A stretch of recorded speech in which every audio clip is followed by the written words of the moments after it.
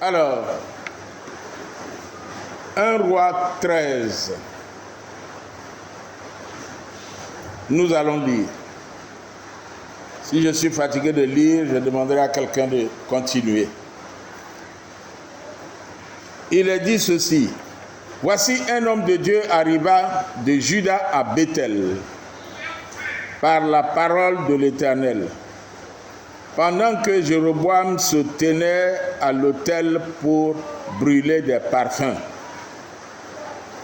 il cria contre l'autel par la parole de l'Éternel et il dit: Autel, autel, ainsi parle l'Éternel. Voici, il naîtra un fils à la maison de David. Son nom sera Josias. Il immolera sur toi les prêtres des hauts lieux qui brûlent sur toi des parfums. Et l'on brûlera sur toi des ossements d'hommes.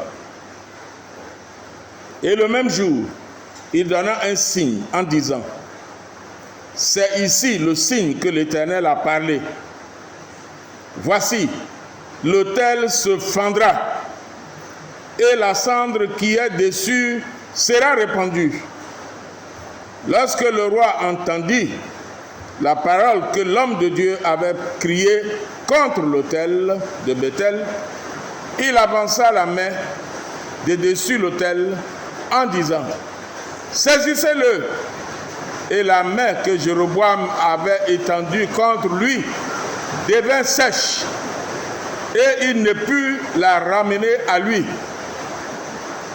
L'autel se fendit, et la cendre qui était dessus fut répandue, selon le signe qu'avait donné l'homme de Dieu par la parole de l'Éternel. Or, le roi prit la parole et dit à l'homme de Dieu: implore l'Éternel. Non, alors le roi prit la parole et dit à l'homme de Dieu: implore l'Éternel ton Dieu et prie pour moi, afin que je puisse retirer ma main. L'homme de Dieu implora l'Éternel, et le roi put retirer sa main, qui fut comme auparavant. Le roi dit à l'homme de Dieu: entre avec moi dans la maison, tu prendras quelque nourriture et je te donnerai un présent. L'homme de Dieu dit au roi: quand tu me donnerais la moitié de ta maison, je n'entrerai pas avec toi. Je ne mangerai point avec de pain et je ne boirai point d'eau dans ce lieu-ci. Car cet ordre m'a été donné par la parole de l'Éternel. Tu ne mangeras point de pain et tu ne boiras point d'eau. Et tu ne prendras pas à ton retour le chemin par lequel tu seras allé. Et il s'en alla par un autre chemin, et il ne prit pas à son retour le chemin par lequel il était venu à Bethel. Or, verset 11, or il y avait un vieux prophète qui demeurait à Bethel. Ses fils vinrent lui raconter toutes les choses que l'homme de Dieu avait faites à Bethel ce jour-là, et les paroles qu'il avait dites au roi. Lorsqu'ils en eurent fait le récit à leur père, il leur dit: par quel chemin s'en est-il allé? Ses fils avaient vu par quel chemin s'en était allé l'homme de Dieu qui était venu de Juda.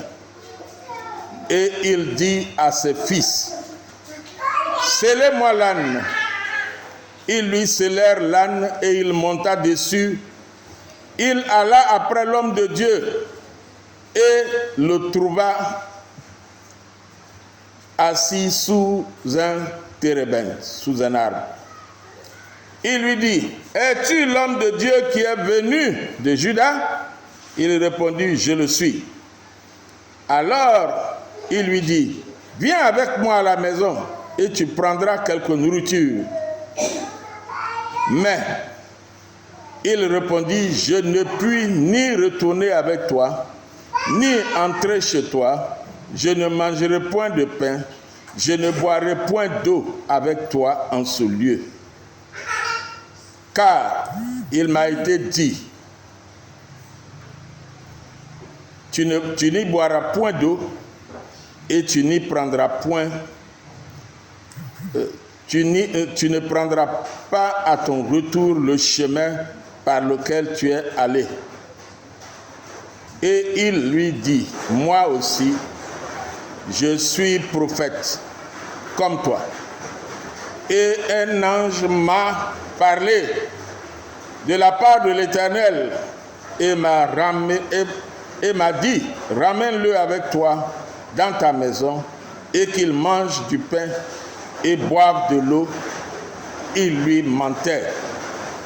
L'homme de Dieu retourna avec lui et il mangea du pain et but de l'eau dans sa maison.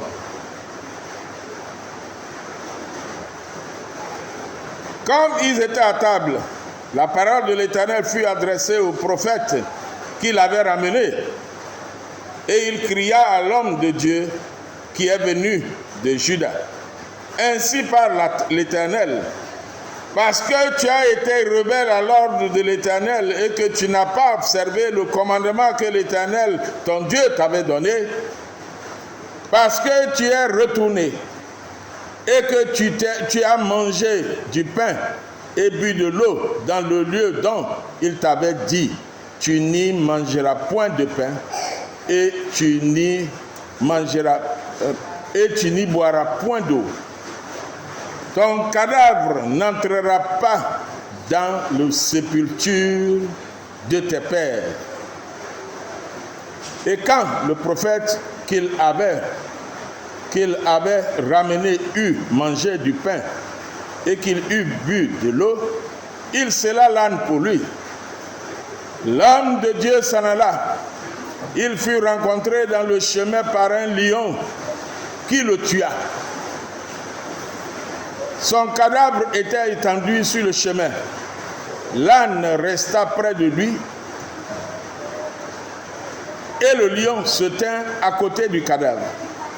Et voici, des gens qui passaient virent le cadavre étendu dans le chemin et le lion se tenant à côté du cadavre, et ils en parlèrent à leur arrivée dans la ville où demeurait le vieux prophète. Lorsque le prophète qui avait ramené du chemin l'homme de Dieu l'eut appris, il dit, cet homme de Dieu qui a été rebelle à l'ordre de l'Éternel. Et l'Éternel, non, c'est l'homme de Dieu qui a été rebelle à l'ordre de l'Éternel. Et l'Éternel l'a livré au lion, qui l'a déchiré et l'a fait mourir, selon la parole que l'Éternel lui avait dite. Puis, s'adressant à ses fils, il dit, scellez-moi l'âne. Et ils le scellèrent. Et il partit. Il trouva le cadavre étendu dans le chemin, et l'âne et le lion qui se tenaient à côté du cadavre. Le lion n'avait pas dévoré le cadavre et n'avait pas déchiré l'âne. Le prophète releva le cadavre de l'homme de Dieu, le plaça sur le chemin l'âne et le ramena. Et le vieux prophète rentra dans la ville pour le pleurer et pour l'enterrer. Il mit son cadavre dans le sépulcre et l'on pleura sur lui en disant, hélas, mon frère. Après l'avoir enterré, il dit à ses fils, quand je serai mort, vous m'enterrerez dans le sépulcre où est enterré l'homme de Dieu.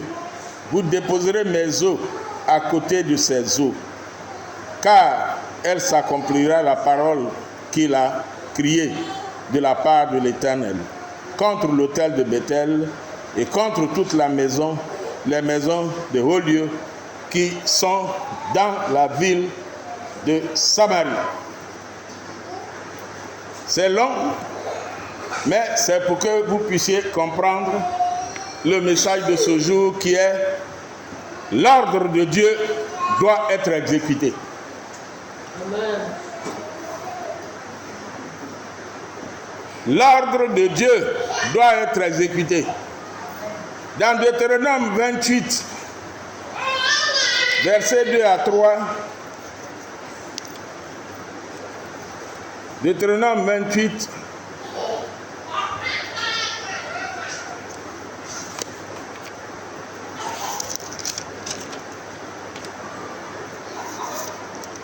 il est dit ceci.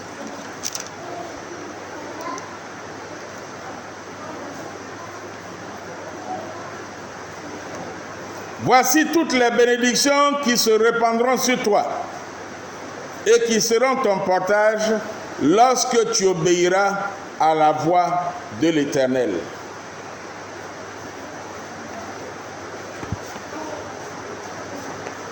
Voici toutes les bénédictions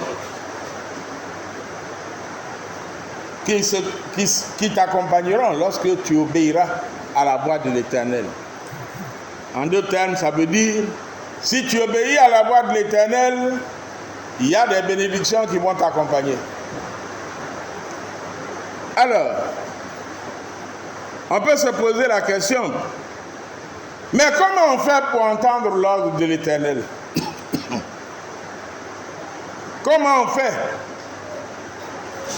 pour savoir que Dieu a parlé? Je crois que je vous ai fait un message ici où je vous ai dit les différentes manières d'entendre Dieu nous parler. Mais je vais faire un clin d'œil dessus. Dieu peut nous parler par une voix audible, c'est-à-dire que tu es là, puis tu entends une voix qui te dit « fais ça » ou bien « ne fais pas ça ».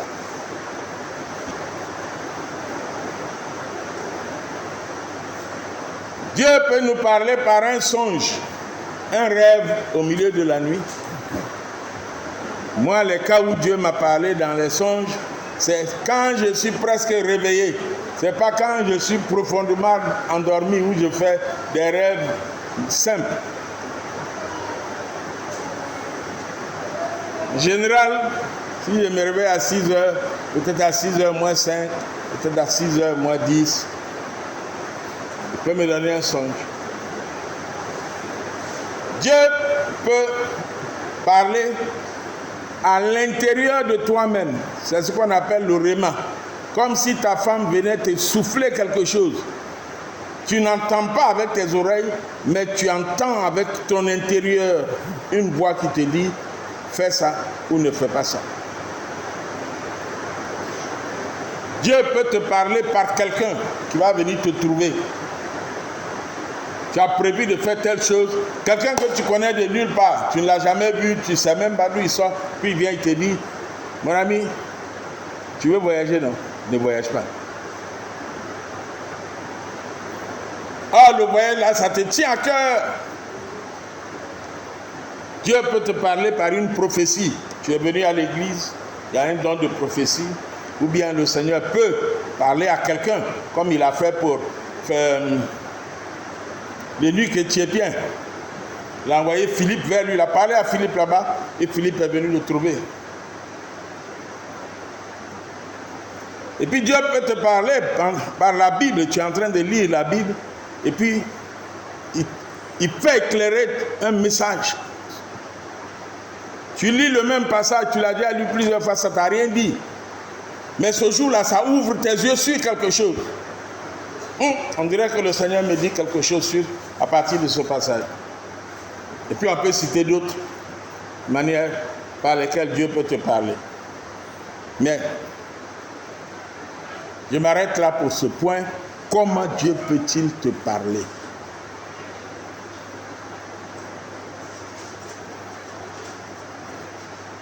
Notre Dieu n'est pas un Dieu muet.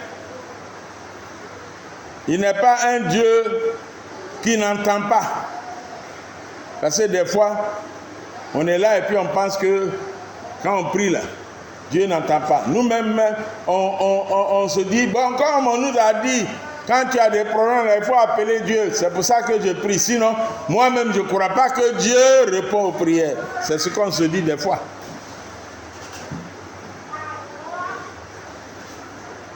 Dieu répond aux prières. Dieu entend. Pourquoi je vous dis ça? Qui nous a créés? Il y a des gens qui ont dit c'est le hasard. Monsieur Darwin, il dit c'est l'évolution. Qu'on est parti de serpent, après on est devenu poisson, ou bien on est devenu singe, etc. Et puis un jour, on est devenu l'homme. Donc Dieu n'existe pas pour lui. Mais le hasard nous a fabriqués, puis on est intelligent. Et puis on fait des calculs. Si Dieu n'existait pas, je ne serais pas intelligent, vous aussi vous ne seriez pas intelligent. Parce que vous avez des qualités de Dieu. Vous êtes capable d'inventer. Moi, je suis un inventeur.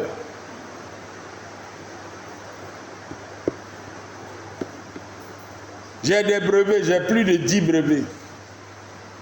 Ça veut dire que Dieu m'a donné l'intelligence pour réfléchir, puis pour créer des choses. Donc je sais qu'il a donné de l'intelligence à chacun de nous. C'est pour ça que vous allez voir, il y a des gens qui mangent cabato de mil, et puis il y en a qui mangent cabato de maïs. Enfin, qui mangent taux de mil, et puis d'autres mangent cabato, donc taux de maïs. Et puis il y a d'autres, les Ghanéens mangent taux de riz. Donc chacun est chez lui et puis il réfléchit, qu'est-ce qu'il peut faire? Il y a foutu comme de patates douces.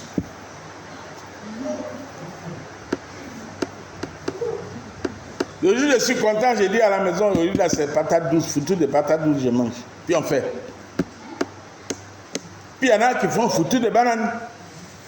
Puis il y en a qui font foutu de manioc. Donc chacun là où il est, Dieu lui a donné l'intelligence pour réfléchir et inventer. Et ici on mange banane, foutu de bananes douces, bananes mûres. Au Ghana on fait foutu de bananes non mûres.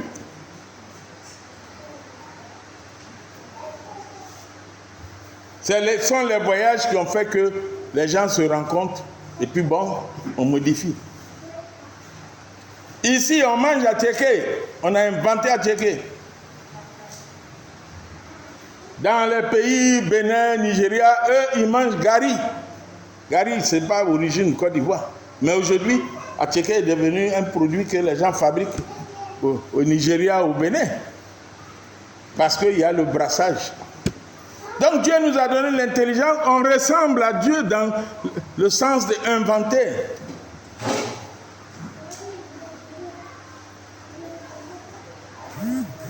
Donc sachez que Dieu nous parle.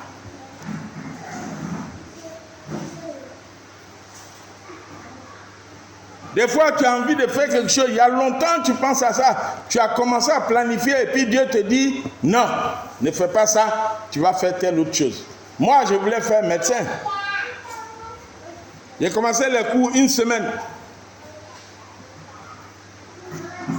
Et puis Dieu m'a rappelé une prière que j'ai faite qui est, Seigneur, après le bac, oriente-moi là où tu sais que je te serai utile.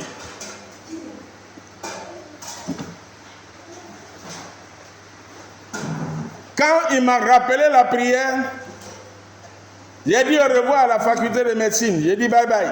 J'ai pris mes bagages, je suis reparti là où on m'a orienté. Et quand on m'a orienté, quand j'ai fait mes études là-bas, que j'étais en maîtrise, un jour j'entends la voix de Dieu qui me dit, toi tu ne feras pas, je fais un CBG et puis je devais finir géologue. Dieu me dit, tu ne feras pas géologie comme spécialisation. Tu vas faire céramique. J'ai dit, mais c'est quelle histoire de céramique encore? Donc j'ai posé des signes à Dieu, j'ai demandé des signes à Dieu. J'ai dit à Dieu, Je fais demande d'école de céramique en France et 2 écoles et une école en Grande-Bretagne. J'ai eu la réponse, une réponse de France, j'ai eu une réponse de Grande-Bretagne. Maintenant, je fais quoi? Je vais en Grande-Bretagne, mais je vais en France. J'ai dit à Dieu, si la 2e école de France me répond, c'est que je vais en France. S'il répond négativement, je m'en vais en Grande-Bretagne.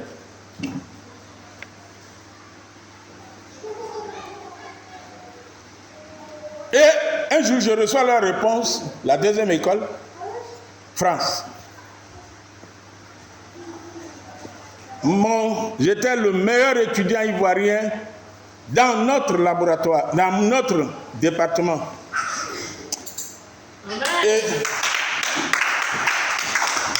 Et le chef de département, je peux dire son nom, ceux qui le connaissent peuvent aller lui demander, il s'appelle professeur Camille Jean. Il m'a trouvé une école à Clermont-Ferrand pour aller faire une spécialisation en géologie. Et j'allais être boursier. Mais je venais d'avoir ma réponse. Et le professeur qui est là-bas, en Clermont-Ferrand, a appelé à l'université. Ce jour-là, j'étais venu à l'université. Il dit, mais il demande au professeur Camille Jean, est-ce que ton étudiant là, il vient ou il ne vient pas? Puisque depuis là, on attend ma réponse, je ne donne pas. Et ce jour-là, comme maintenant j'ai les 2 réponses, j'étais convaincu que Dieu veut que j'aille faire céramique, mais en France. Je leur ai dit de lui dire que je ne viens pas. Quand je suis allé à la maison, j'ai dit à ma mère, ah, l'école de Clermont-Ferrand a appelé, il demande si je viens ou si je ne viens pas. Je leur ai dit que je ne viens pas. Elle dit, mais non, pourquoi tu dis ça? Tu peux leur dire que tu viens et puis si après tu décides de ne pas aller, tu n'iras pas. J'ai dit non, maintenant là, je suis convaincu que je ne vais pas. Je ne suis pas parti. Et je n'ai pas eu la bourse pour partir en France pour faire mes études. Et ma mère m'a dit, il faut partir, j'ai payé ton billet d'avion. Puis je vais me battre pour que tu réussisses. Elle a payé mon billet d'avion et je suis parti. L'année suivante, l'année même, la même année là, j'ai pu avoir une aide financière. C'était au temps du ministre Bala Keïta. Et puis j'ai été boursier jusqu'à ce que je finisse.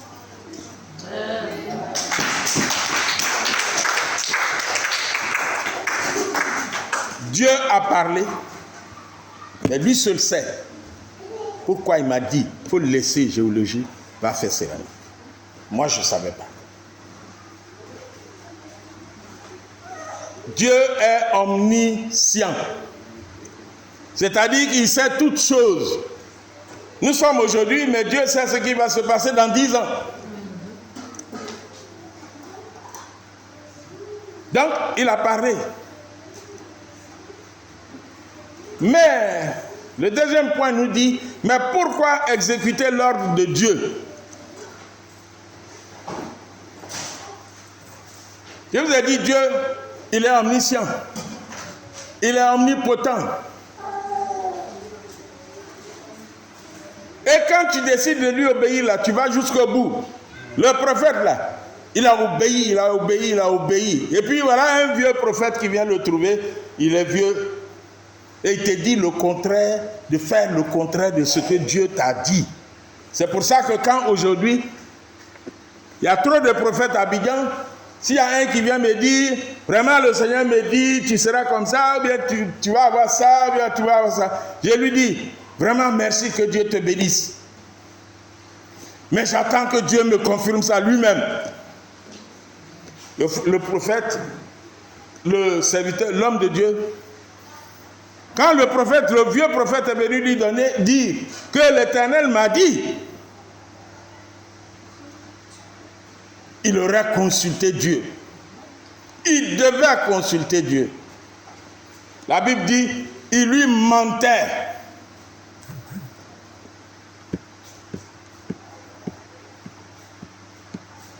C'est un prophète. Il y a un des prophètes d'Abidjan même qui a dit, que des fois, ils utilisent le mensonge pour attirer l'attention sur eux. Lui-même, il confessait. Oui.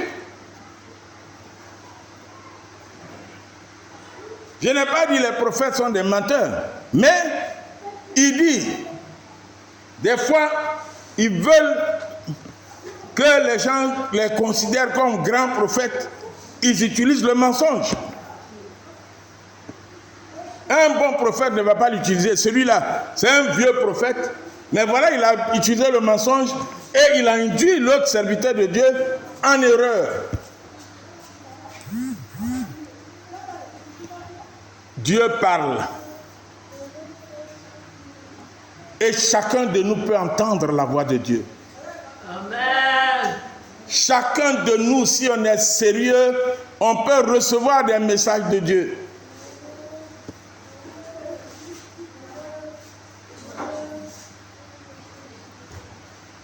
Pourquoi exécuter donc l'ordre de Dieu? C'est parce que Dieu voit ce que toi tu ne vois pas. Parce que Dieu voit ce que toi tu ne vois pas. Tu as décidé de faire, tu as fait tes bagages, demain je m'en vais à Boaké. Et puis la nuit, là, Dieu te dit, il ne faut pas aller à Boaké. Tu dis non, les gens m'attendent, ou bien j'ai déjà payé l'argent pour prendre ma marchandise, ou bien le monsieur là qui veut me marier là, il dit si je ne viens pas ce jour-là, mariage là, c'est pas la peine. Et Dieu te dit la nuit, il ne faut pas aller.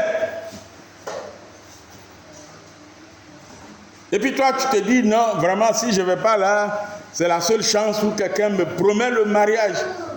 C'est la seule chance où je peux avoir la marchandise là, à ce prix-là. Il faut que j'aille.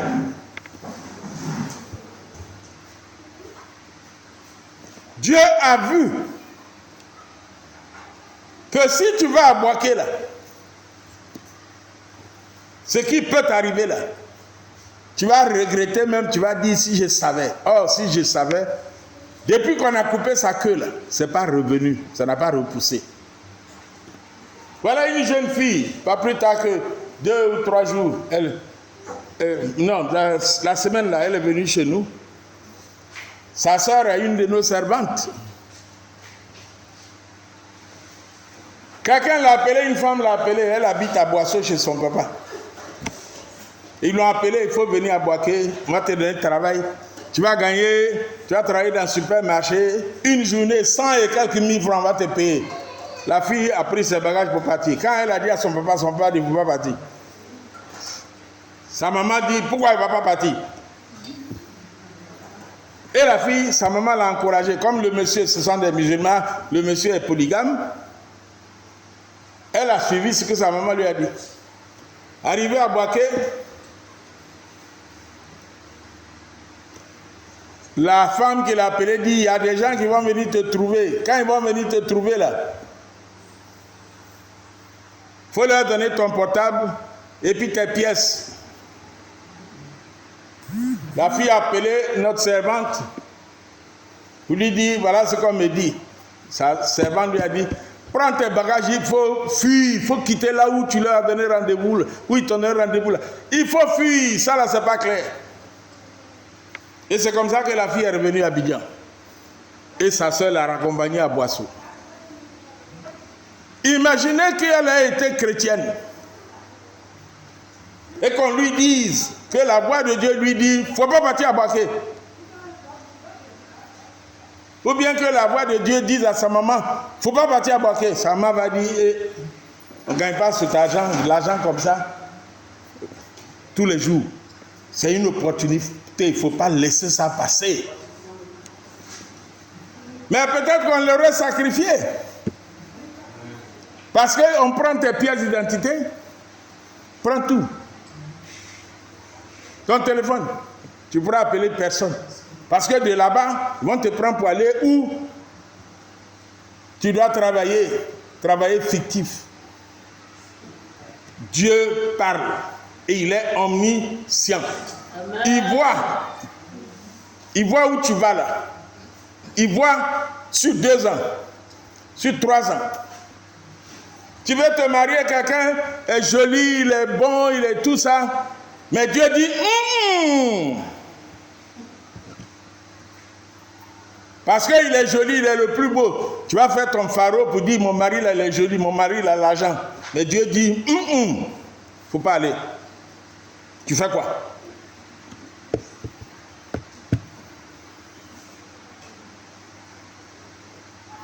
Pourquoi exécuter l'ordre de Dieu? Parce que Dieu ne veut que ton bien. Si Dieu s'est révélé à toi, c'est parce qu'il ne veut que ton bien.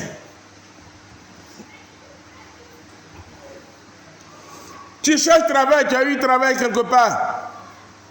Tu as fini de discuter avec le patron, tout ça.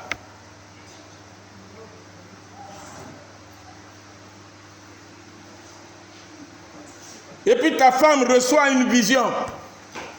Ou ton mari reçoit une vision. Ou bien entend une voix de l'Éternel. En tout cas, c'est lui parmi vous qui prie le plus. Dieu lui dit, il faut dire à ta femme, il ne faut pas aller faire ce travail. Ou bien dire à ton mari, il n'a qu'à laisser ce travail-là. Il ne faut pas y aller. Mais comme tu as fini de faire l'entretien, il y a l'argent dedans, c'est bien payé, c'est bien placé, etc. Tu as eu poste, tout ça. Tu dis forcé, il faut que j'aille. Dieu a vu. Dieu a vu. Il a vu l'environnement dans lequel tu vas travailler. Il a vu que c'est là-bas que tu vas développer crise cardiaque. Il a vu que c'est là-bas que tu vas connaître des problèmes. Il te dit, il ne faut pas partir.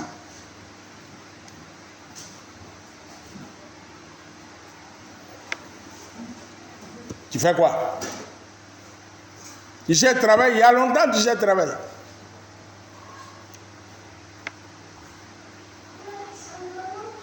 Si tu vas, au début ça peut être bon, j'ai eu bon travail, j'ai eu bon mari, j'ai eu bonne femme.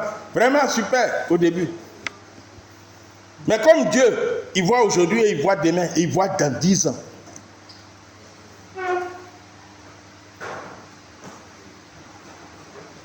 Il sait que toi tu dois normalement vivre 50 ans encore. Mais pas dans ce travail. Il faut écouter.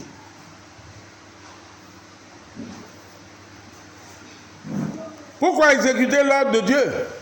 Parce que Dieu accompagne toujours l'ordre qu'il donne d'une bénédiction. Deutéronome dit, si tu suis la voie de Dieu, si tu fais ce que l'Éternel te dit, si tu obéis à ma voix,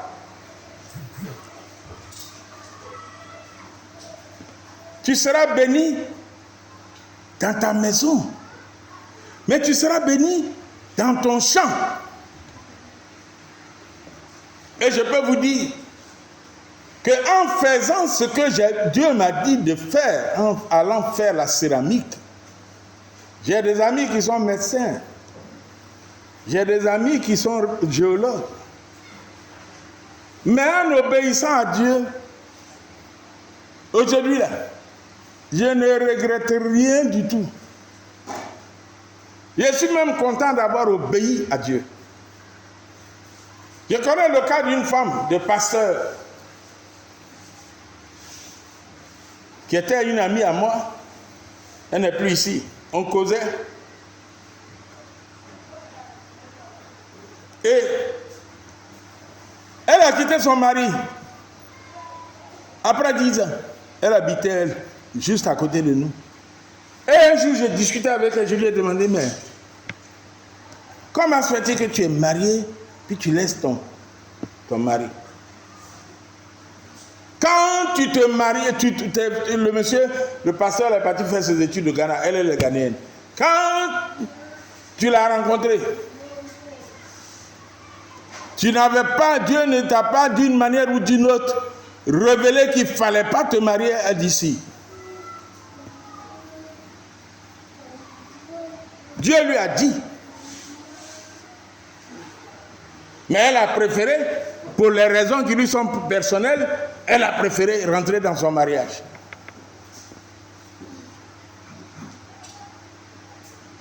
Dieu voit demain. Dieu voit dans 10 ans. Et il peut te parler simplement en te soufflant un petit mot. Comme on a dit. Il peut te parler, souffler un petit mot, le rhéma. Si tu décides de ne pas obéir, Dieu ne force pas quelqu'un.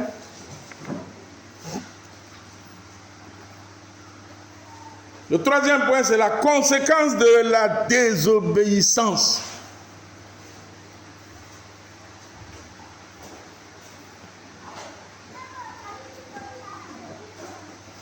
Quelqu'un a obéi à l'homme de Dieu, il a obéi à Dieu, il a déclaré que Dieu lui a dit de ne pas manger dans ce lieu, de ne pas boire de l'eau dans ce lieu, et puis de prendre un autre chemin.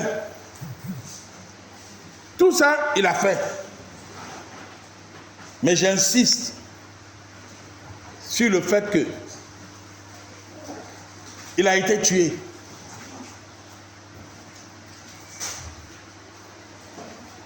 Dieu lui a dit, si tu n'as pas obéi là, tu ne seras pas enterré chez tes parents, tu ne vas même pas arriver en Juda pour te faire enterrer. Et un soi-disant homme de Dieu, un prophète, vient te dire le contraire de ce que tu as convaincu que Dieu t'a dit de faire. Et tu as fait ce que Dieu t'a dit jusqu'alors, paisiblement, le roi même, démonstration de puissance de la part de Dieu.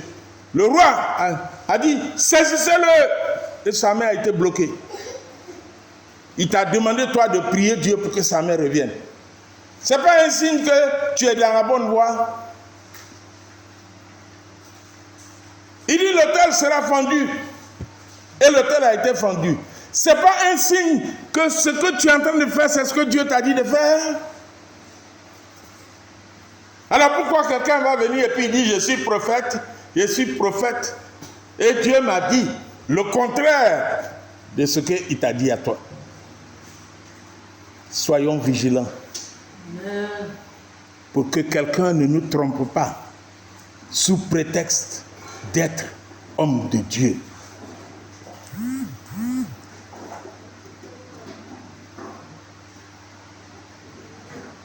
Même si c'est le plus grand prophète d'actualité aujourd'hui, dis à Dieu, confirme-moi ça. Amen.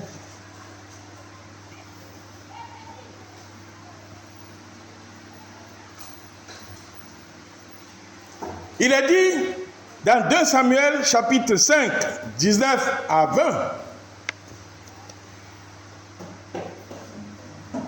il est dit, David consulta l'Éternel, il devait combattre les Philistins. David consulta l'Éternel.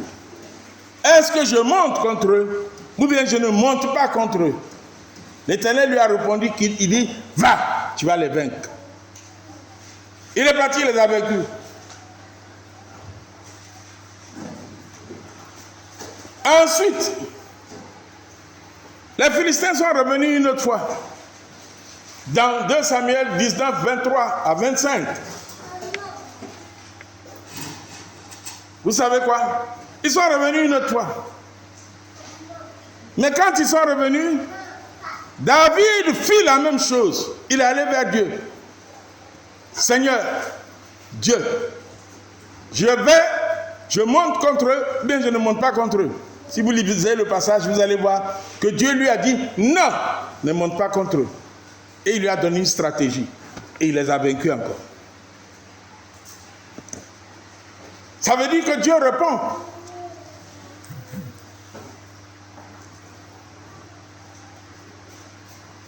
Si Dieu lui a dit, ne monte pas contre eux. Et puis David dit, oh, notre armée est forte, on est suffisamment fort, on va aller. Même s'ils sont 10, ils vont les battre.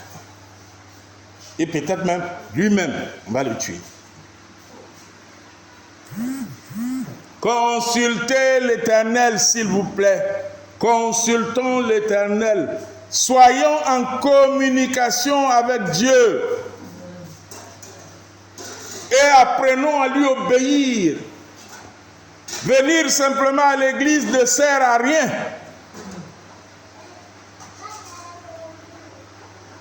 Tu ne peux pas bénéficier de la grandeur de Dieu si tu n'as pas une relation personnelle avec lui.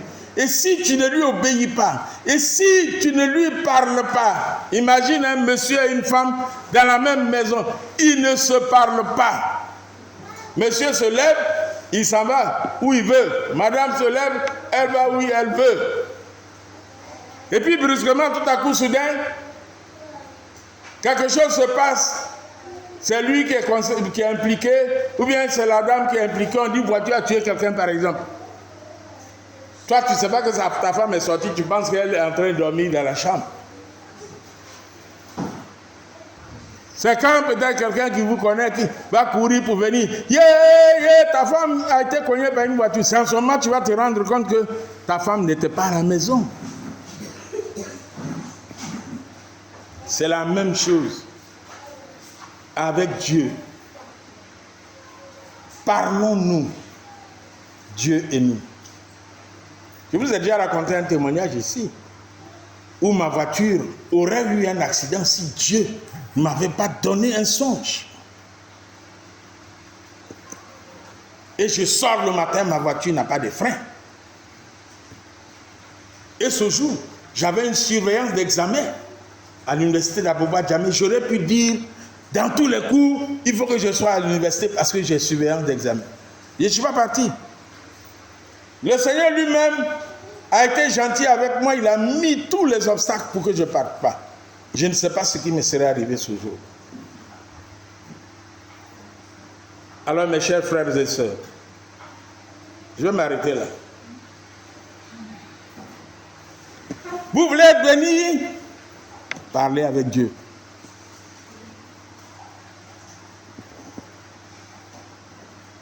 Quand on parle à Dieu, il faut s'attendre à ce que Dieu réponde parce qu'il répond. S'il n'a rien dit, patience. Patience.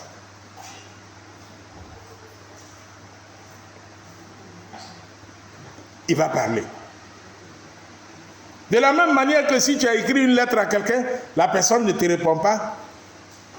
Tu attends un jour, 2 jours, une semaine, 1 mois. Tu lui envoies encore un message. Ah, j'attends toujours ta réponse. Fais la même chose avec Dieu. C'est pour ça qu'il parle de persévérance. Envoie-lui un SMS à Dieu. Dis-lui, Seigneur, maman, c'est là. Tout à l'heure, on parlait, et puis je lui ai dit, mais je t'ai envoyé un message la dernière fois, tu n'as pas eu de réaction. Elle dit, quand? Tu es sûr que tu m'as envoyé? J'ai dit, oui. J'ai ouvert mon téléphone, j'ai dit, voilà. Elle a ouvert son téléphone, elle a vu le message. Parlez avec Dieu. S'il n'a pas répondu, envoie-lui un SMS. Rappelle-lui qu'à telle date, Seigneur, je t'ai parlé, j'ai un problème à résoudre, j'ai besoin de ton avis. S'il est encore trop occupé qu'il ne t'a pas répondu, demain matin, tu lui envoies un message. Tu persévères. Dieu répond. Amen. Son silence est peut-être pour trouver la bonne réponse pour toi.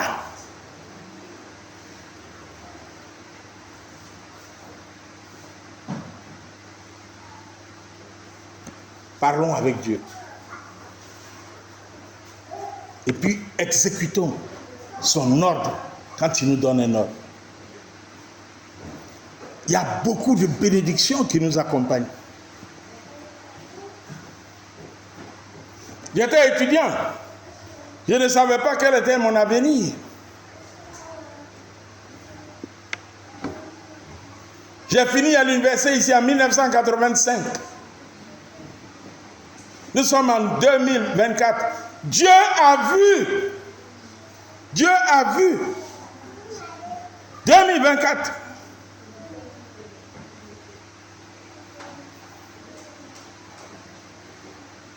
Il a vu 2024.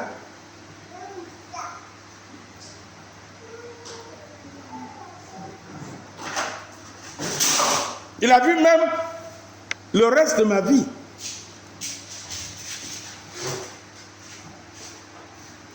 Et des fois, des obstacles se présentent à nous.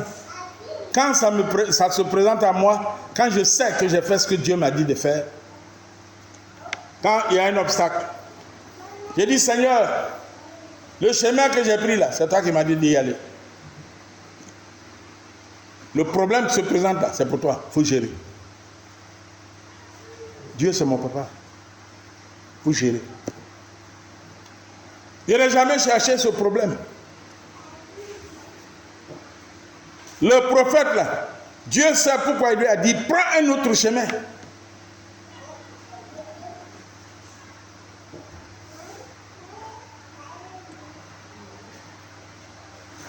Il a pris un autre chemin, en obéissance à la parole de Dieu. Parce que le roi connaît le chemin par lequel il a dû venir. Il allait aller envoyer des gens pour le saisir, puis il allait le tuer. Puis il a dit, prends un autre chemin. Mais quand tu décides d'obéir à Dieu, tu obéis à Dieu jusqu'à la fin de l'ordre. Il a pris un autre chemin. Les enfants du prophète, du vieux prophète, l'ont vu. Ils ont signalé leur père. Voilà où il est passé. Et il va le trouver. C'était à lui de dire. Et il lui a dit. Mais le monsieur lui a menti en disant, Dieu m'a dit de venir te dire, il faut venir manger chez moi. Son erreur, c'était, d'accord, donne-moi le temps de me retirer loin de toi et je parle à l'Éternel, comme David faisait. Si vous comptez combien de fois il a écrit dans la Bible, David consulta l'Éternel, David consulta l'Éternel, David consulta l'Éternel, David consulta l'Éternel, David consulta l'Éternel. C'est beaucoup comme ça. Parce que David, il savait que c'était nécessaire de parler avec Dieu. Que Dieu nous bénisse. Amen. On va se tenir debout.